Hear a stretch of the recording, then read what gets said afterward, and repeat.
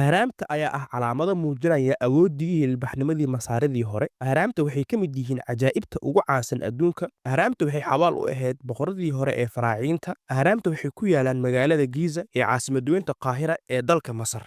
Saddexda haram ugu caansan waxay kala yihiin Khufu, Khafra iyo Mankuura. Waxaa loogu magac daray boqor walba haramka uu dhisay xilligiisa. Haramka weyn Khufu waa mid la yaab leh, wuxuu ka mid yahay toddobada cajaa'ib dunida. Haramka weyn ee Khufu waa kan ugu da'da weyn ee ka mid ah toddobada cajaa'ib hore iyo kan keliya weli taagan maanta. Waxaa la dhisay 4700 sano ka hor. Qaab dhismeedka ahraamta waxaa loo tixgeliyaa marxaladda horumarinta dhismaha qabriga ee masaaridii hore, maadaama ay ku bilaabatay duleel yar oo dhulka hoostiisa ah oo markii dambe loo bedelay qol, kadibna loo bedelay qolal badan oo uu dusha sare ka saaran mustawa. Mustawa waa erey carbeed. Dhismaha haramka weyn ee Khufu waxay qaadatay 20 sano, waxaana dhisay 100,000 oo shaqaale ah. Dhererka haramka Khufu waa 147 mitir. In ka badan 3,000 oo sano ayuu ahaa dhismaha adduunka ugu dheer. Haramka Khufu culayska dhagaxaanta uu ka samaysan yahay midkiiba waa 2,500 kiilogaraam halkii dhagaxba. Wadarta dhagaxaanta laga dhisay waxay gaarayaan ilaa 2.3 milyan oo dhagax. Culayska haramka Khufu waa 5.7 milyan oo tan. Haramka weyn ee Khufu wuxuu leeyahay 3 qol oo gudaha ah iyo nidaam dheer oo marina lagu gaaro. Dhammaan dariiqyadaas iyo qolalkaas waxaa lagu xiray dabinno iyo dhagxaan waaweyn. Sanad walba iyo xilli walba waxaa booqda ahraamta malaayiin dadyow ah oo daafaha dunida ka kala yimaada. Abulhuul ama Sphinx-ka weyn ee Giza waa taalo dhagax